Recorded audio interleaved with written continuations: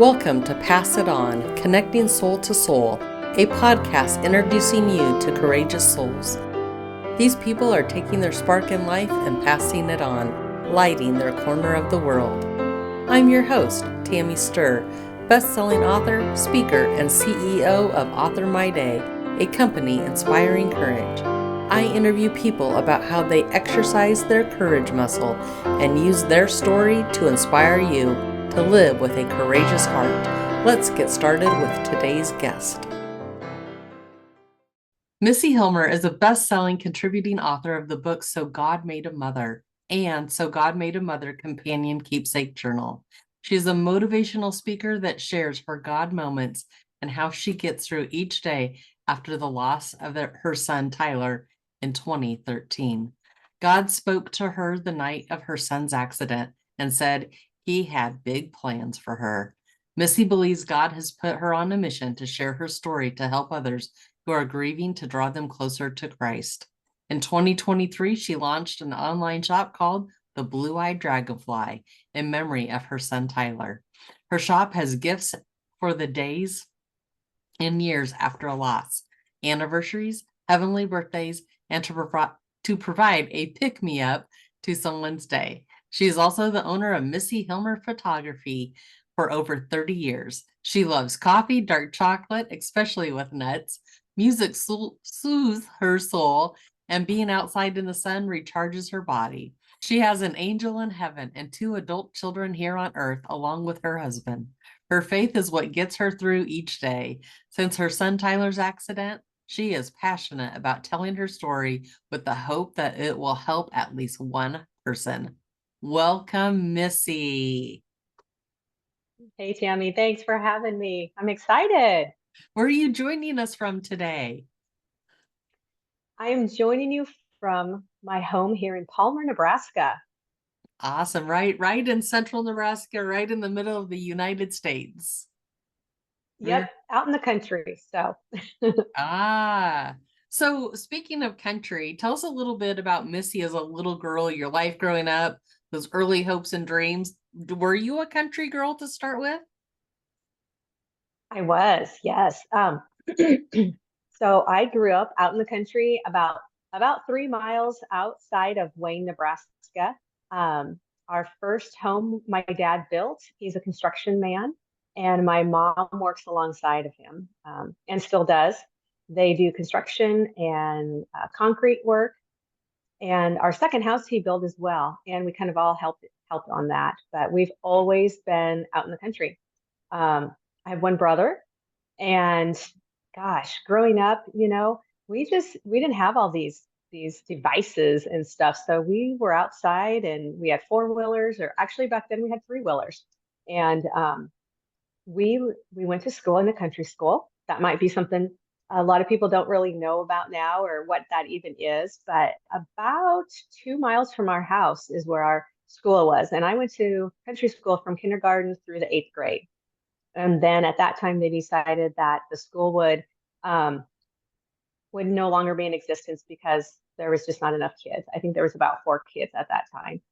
And I went into town, into Wayne, and went to high school there for my last 4 years. So that was a little bit of an adjustment, but not too bad, not too bad. So I was able to do some recreational sports as we grew up, and kind of give us a little taste of the in-town life. But, you know, we just loved it being outside and out in the country. And then as I got older, when I went to high school, I was in sports, and one of my favorite sports was golf. So from a very, very young age, I golfed probably, I'm going to say about 6 or 7. My grandma managed a golf course, and we would go up there on the weekends and take her golf cart up hole 9 and golf around with my parents. And from there, I went into golfing in high school, and doing those other sports that everybody else does.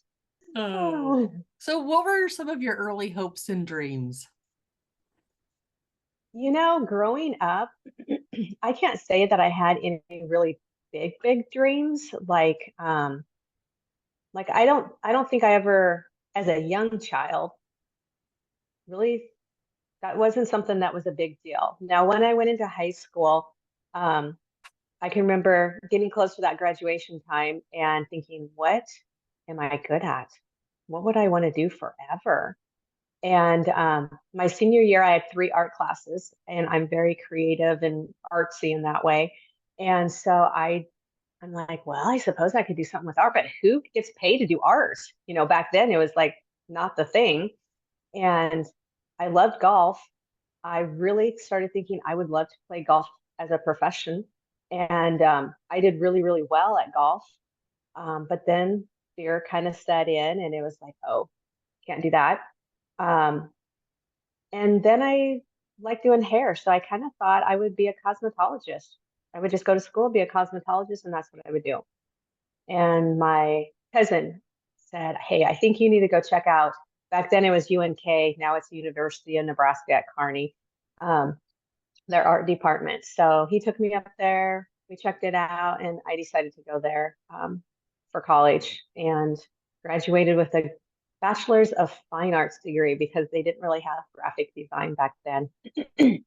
And yeah, so I learned all the different types of arts. I learned photography, history of art, loved it.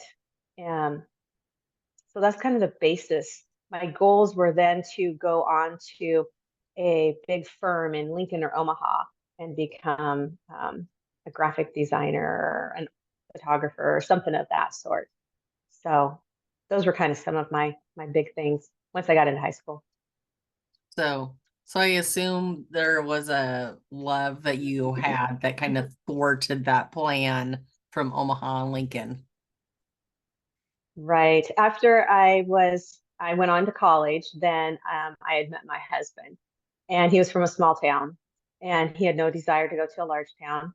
And then we had decided to get married. And so I came back to Central City, which is very close to Grand Island, and I started working in Grand Island on a smaller scale. It wasn't a big firm; it was a small copy place, but it kind of worked. And then it was just a matter of uh, picking up my photography. And then I started doing continuing education and decided that, I really like this a lot. I like being my own boss and just the experience with other people and making them smile and happy. And that's kind of how that came about. And of course, the children started coming. So it was like, it worked really well for family and mom and balance and everything. Awesome. So you've had some big shifts lately professionally. Talk about exercising your courage muscle. Share with us about what you do now. Oh, wow. I wish I could tell you I just did one thing now. um, but so like as in the intro, I I'm a writer. I picked that up after we lost our son Tyler, and I currently am working full time in my photography business and doing that, which I absolutely love. I love the creativity and the flexibility. Um, and I've been working really hard on spending time in just putting some words down on paper, just some thoughts, some just getting some things down on paper because my goal is in the future to write either a children's book or a book in itself. Um, I also have the Blue Eye Dragonfly online shop, which that just keeps me busy trying to keep new things new things on there and staying out in the media so people know what we've got going and helping others. So yeah, those are kind of what I've got going amongst the family and everything else. Well, which I think is probably going to come up in the next question because I was just thinking about what you were doing last weekend, and it seemed like you were being a mom. And so my Yes. next question is, you have three beautiful children, and your parenting role has definitely evolved with hopes, dreams, celebrations, and all kinds of challenges over the years. Would you share a little bit about each of your children and what does parenthood look like for you today? Today. Okay. Sure. So I have three kids. My oldest is Jake. He will be 29 in November, which is totally hard to believe. He's a rancher farmer, not far from where we live. And gosh, just a kind, smart, hard worker. He would do anything for you. Um, yeah, very handsome guy too. Our middle son, Tyler, he would have been 26 here in August. We lost him in a car accident in August 23rd, 2013, not too far from us. It was 3 days after his 15th birthday. And he also he also was developing into a very, very handsome young man with the bluest eyes and sweet, kind presence. He was a hard worker also, and um, gosh, just his smile was contagious as well as his laugh. Um, as a parent now, I wonder what he would be doing. Um, and then we have our youngest, which is Gracie, and she's 20. Oh gosh, she is a cosmetologist. She has big, big dreams and not afraid of jumping out and grabbing them. Um, she's smart, beautiful, kind-hearted. She would do anything for you as well. And we are very fortunate to have Jake and Gracie both very close by. So we get to see them usually every day. So it's kind of nice in that way. Parenting, for me, whether it was back then or now, family is everything. So um, sometimes those parenting roles, you want the best for your kids. Um, but I also will sacrifice a lot for my kids. So even to today, my son has a new business that he started. It's called the Dead End Ranch Beef. And because he's so busy with his business, I'm the one that has jumped in to help out doing that as well for him. So sometimes I probably sacrifice a little too much of myself or my time or my jobs to help them. I'm assuming that's just my personality. So um, you're an entrepreneur, Jake's an entrepreneur, Gracie's an entrepreneur. I believe your husband's an entrepreneur. yeah. Like, Yes, yes. where does a spirit for entrepreneurship come from instead of taking the safe path of, that weekly or monthly paycheck with benefits? Yeah. Well, for me, it's right now for me, it is trusting God that has the plan. He already knows the plan, that He will provide, that He will direct my path, and that He will put me around and with the people that I need to be. Um, Back when I first started, it was just I like that flexibility of being my own boss. I like the ability to earn what I could earn versus being under a ceiling with somebody else and following rules that they had. So, with Jake, I can see a lot of those similar things, but I can see him. He has always had um, he would never sleep because he would be constantly thinking of what he could do, how he could get this, how he could change that, which is a good and a bad thing for sleep purposes. But I think it's just that drive and that excitement of just seeing what you can build. I don't know. I'm not sure. So as an entrepreneur, how do you encounter when you get the fear going and you're on that roller coaster of the ups and downs of income and clients and all of that? How do you choose courage over fear? And do you have something that you actually, a ritual or a habit that you do that helps you with that? Mm-hmm. Well, I can tell you one thing. We always have had this family scripture, Philippians 4, verse 13. I can do all things through Christ who strengthens me. We have a sign. That is just something that whenever that fear creeps in, I will start speaking that, and that calms me. It helps me to also then believe that um, God's got me, even though you have this little obstacle. Um, Gosh, fear can consume you, but if you take that courage and you just don't let it overwhelm you and you don't let it consume you, then um, I mean, it just the opportunity and possibilities that you have are endless. Um, the fear could just like, oh, well, you're not good at that, but maybe this. Then you just narrow your path down to so few things, I guess. I don't know. Ooh, I like that. Fear narrows your path down. So that means Hmm. courage opens your path. Widens it. That's what I would say. Hmm. Wow. So you took a big chance and you co-authored So God Made a Mother, a beautiful, Hmm. beautiful book. What has that journey been like for you becoming an author? And what are the hopes you have for the book and its impact? Hmm. Well, I'll tell you what, it all started back after we lost our son Tyler in 2013. People would come to me and say, "Hey, you have such a story to tell, and that I needed to share it." And there again, that little bit of fear would come in and say, like, "What kind of a story do I have that people would want to hear, and how can I help anyone?" Um, but I had a really good friend who had told me about her view from home, and she's like, she takes articles, and if she likes them, or if they work for her site, then she'll put them on her site. I think you should try it. So finally, after all these people said it, I'm like, okay, okay, I'm going to try it. And I submitted my first one, and it was on my God moments that I've had, and I was accepted.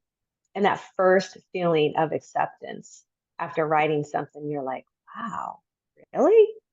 And then after we can track where it goes and who sees it, then when you get that first email from somebody across the United States and they tell you that that really helped me and you do make a difference, then you're like, okay, I think I can do it again.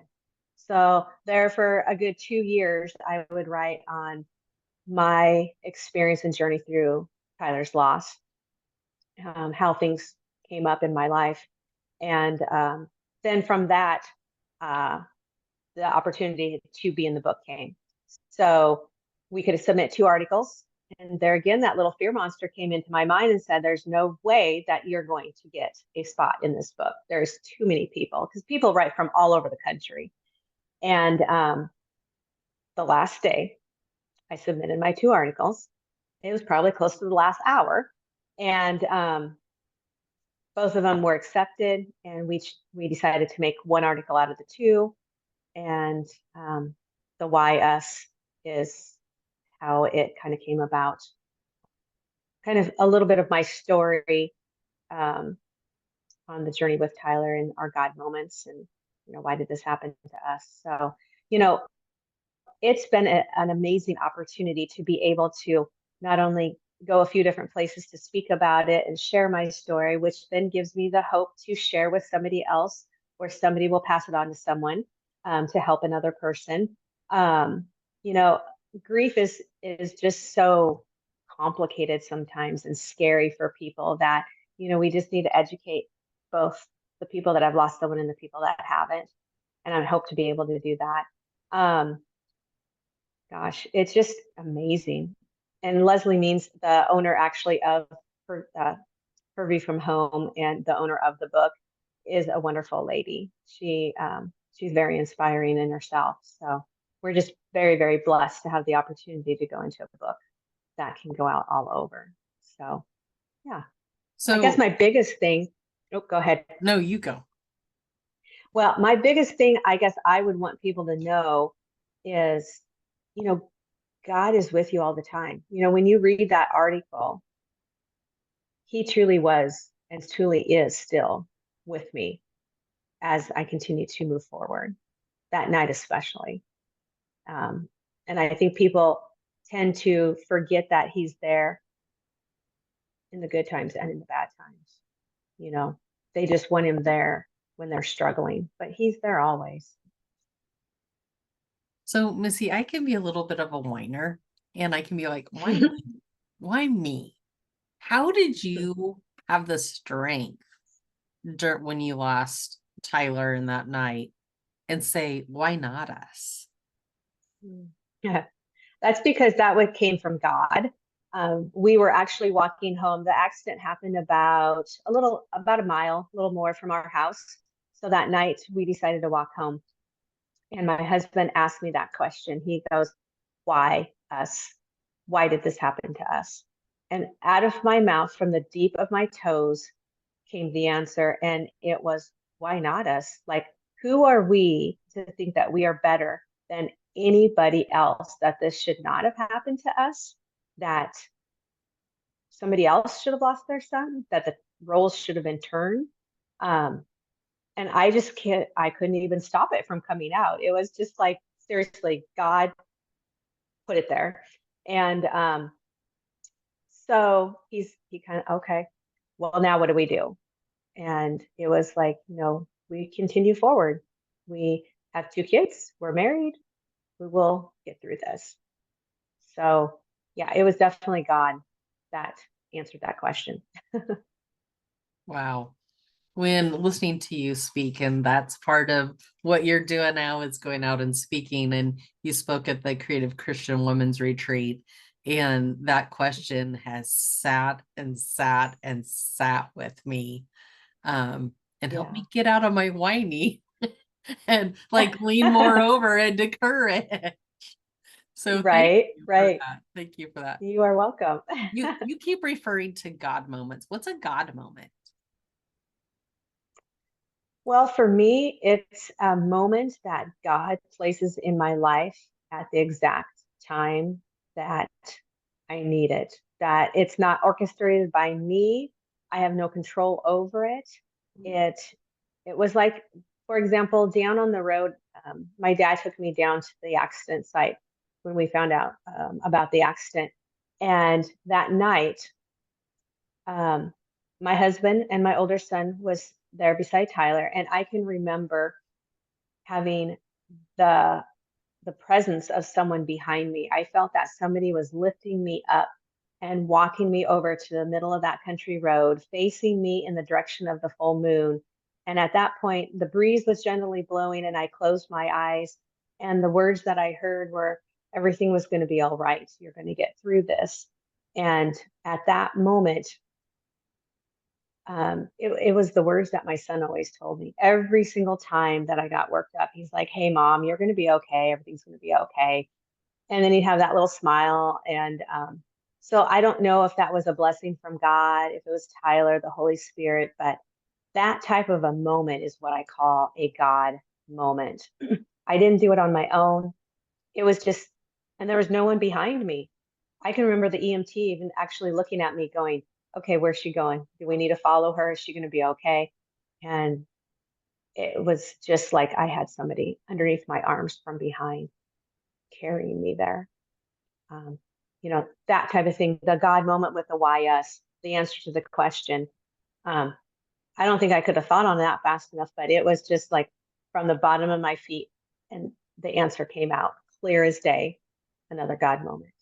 Um, the day of the cemetery, we love dragonflies. Our whole family does. And that day was very, very calm. And right over the casket, there was a huge swarm of dragonflies that everybody noticed. To me, that's a God moment. Or when the balloons are getting ready to fly up in the air from his class and there's no breeze.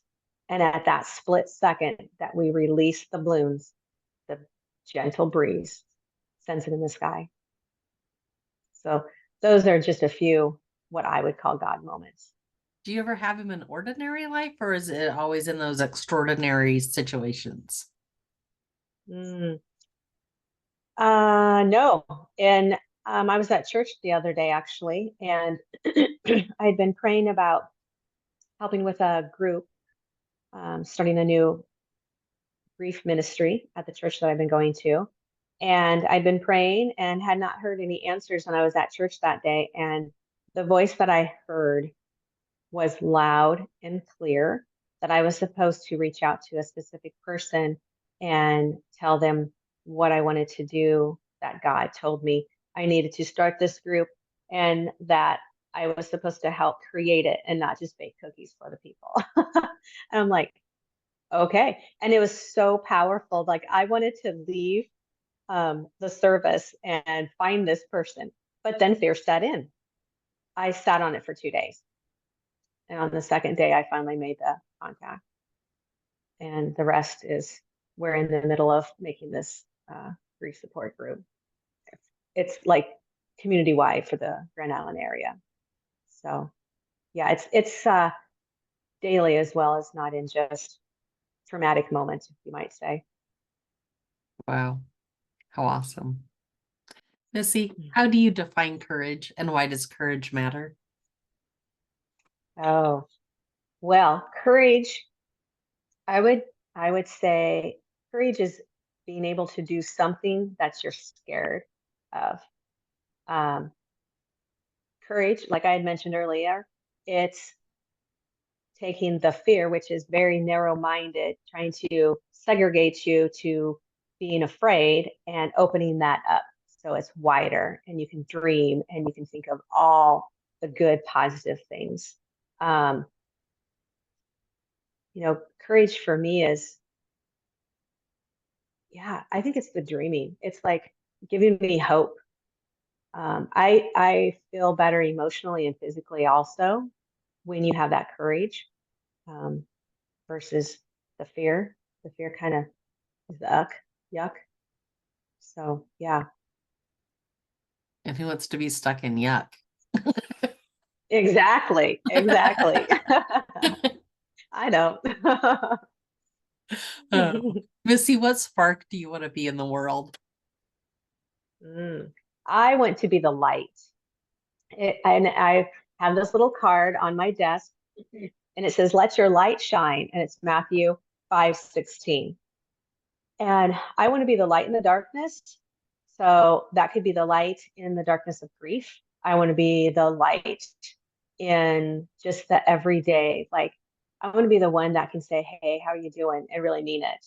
I want to be the one that maybe can just smile at you and no words even have to be done, or give a hug and, just give that person the hope. So I would say the spark for me is the light, the light. Very cool. What will be better in the world because Missy was here? Mm. Gosh, that took me a little while to think on that one. Um, I want to give others, kind of like what I said, the hope. I want them to remember me as that creative one, that one that made me smile, whether it was taking the photos or whether it was in the art that I have, maybe the dragonflies that I create. I want to be known for the kind heart, the compassion, but yet the leadership to be able to um, help lead others to Christ. Nice. So, What's next? oh gosh. Um, well, like I said, I want to create either a children's book or just a book, like my story. But what's been on my heart here lately is a woman's retreat. I'm actually headed to one the first part of August, and it's a grief retreat in Colorado. I'm super excited to kind of get a feel for what it's about. We've been to a couples retreat on grief also, and this retreat, I'm not quite sure yet all the details on what he's placed on my heart, but that's been on my mind lot, a lot. And then just fine tuning my website for the Blue-Eyed Dragonfly. Um, it's been up for a year now, and I think it's time to kind of look at it and see what things need to be changed, things need to be added, and how we can continue to improve it to help others and get the word out. That's probably the biggest thing is just getting the word out. So, yeah, So that's you've what I think mentioned, is going to happen. right? You mentioned that What? you have been to grief retreats. So, and you're looking at doing your own retreat. So what would be the theme of Yeah. your retreat? The theme of my retreat. Oh gosh, the theme. I would want to, hmm, boy, that one you caught me off guard. I did. I don't have all those details yet. That's okay. Where's Um, your heart leading you? what I would say is it would be for women. It would be in a location that's absolutely beautiful, whether it's a beach, whether it's the mountains. It would be coming together to celebrate each other, to learn about each other, to encourage each other. And, um, I could foresee, maybe some trails or hiking. If it's a beach, I could see us just kind of chilling a little bit, but I could also see some type of an activity. Um, the one that I'm actually going to, we are doing a activity that we're supposed to bring a jean jacket, and we're putting positive words or phrases or scriptures on the back of that jean jacket. So, I think something just to be able to, for them to bring back as a reminder that they are amazing, that they never walk this journey alone, and that there are others here for them. So, I hope you yeah. send me a picture of the jean jacket because you are so artistic. I can't even imagine how beautiful your jean jacket is going to be. So, I'm excited about it. I kind of thought about it before, but then when she said, "Yeah, we're doing it," I'm like, "Cool, I've got two. I'll bring one." right? Right. So, of course, Hmm. I have several children's book authors that listen to this. So, are you willing to give up what your theme of your children's book is? Like, I look at you and I'm like, is she going to do art? Hmm. Is she going to do country living? Is she going to do grief? Is Hmm. she going to do dragonflies? Like, there's so many things that I could see you doing in a children's book. So, you then give us Hmm. a heads up? It it'll be a grief one. It'll be a grief one. Hmm. So I'm Yeah. not. I've got some ideas, but I will say grief. It'll have something to do with grief. A little theme around Tyler, possibly maybe some dragonflies in there. Of course, right? You have to have that. Of course, yes. So this we need, and this is what I hear over and over, we need really good children's book on grief. There just are not enough out there. And so Mhm. your perspective and what you can bring in, I just think would absolutely be a blessing to families. So thank you. Thank you for considering that. And Yeah, now go do it. yeah. I know. I mean, it can't take that long, can it? I mean, it's a children's book. There's not that many pages. But anyway, it's the time and it's the thought, the sitting down to do. Right? I'm working on my next one right now, and so Yeah. I'm blocking out 2 hours every morning this week, and I'm trying to illustrate this Uh-huh. one on my own. So Oh, yeah, through photos, which that's, yeah. oh, So cool. that's like the manuscript's done, but now that was my goal to have done before our interview today was to have the cover laid Uh-huh. out. So I have every page laid out. Now I just have to go back in and figure it all Uh-huh. out and make it a whole lot better than what I've done. So It's the first draft, remember? The first, or what? Yeah, what book did I read that in? Anyhow, gosh, I'll have to tell you that. But it's like the first draft, you write it all out and then you go back and you change it all and, make it all perfect. But my goal will be to illustrate as well, the book. I So, would hope so with your talents because you do so much of the artwork for Blue Eyed Dragonfly, right?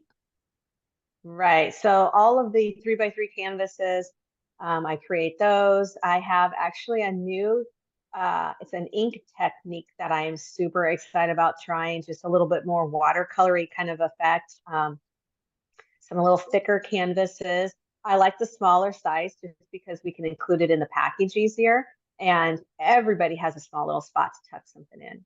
So it's kind of nice in that way. Very Yeah. neat. Very neat. Missy, is there anything else you'd like to add for our listeners today? Oh gosh. You know, I like I said before, the big thing would be is just for them to know that no matter what the situation, no matter what they're going through, um, God is with them all the time. He's always there. 24/7, 365 days. He's there. Missy, thank you so much. I love the inspiration that you provided for us today. I hope you'll come back again in the future. You betcha. I'll bring that book. Please, let's plan a week of your book launch. There you go. There you go. Well, thanks for having me, Tammy. Thank you for listening and being inspired to exercise your own courage muscle. Please leave us a rating on whatever platform you are listening. For even more, you can go to www.authormyday.com. Remember, you only have this one life, this one day, so always author your day. Thanks for listening to Pass It On, connecting soul to soul.